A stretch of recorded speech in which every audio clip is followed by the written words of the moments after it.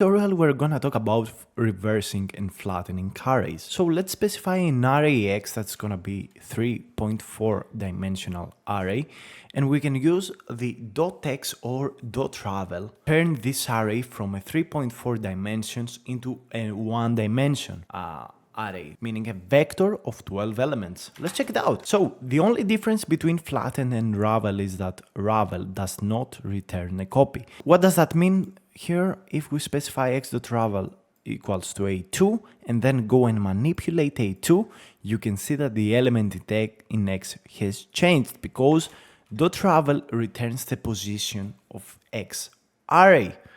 So this is really important to know, because if you do that, you may manipulate your original array and not knowing that you do not work with a copy.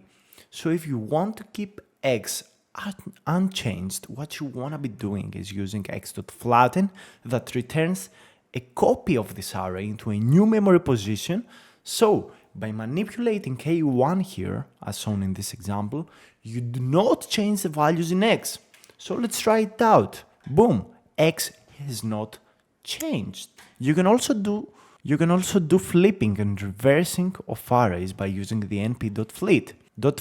So what we can see here is that the array is flipped upside down through the diagonal. You can also specify the flipping operation. You can flip only rows, or you can flip only columns.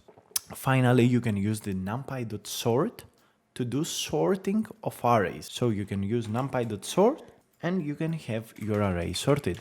So let's check it out. Boom, your array is sorted here. But bear in mind that np.sort is not an in-place operation. What it does, it returns a copy to a new sorted array. However, array.sort does in-place sorting of the array. So the original array is gonna end up sorted in memory. So just keep this in mind when doing sorting.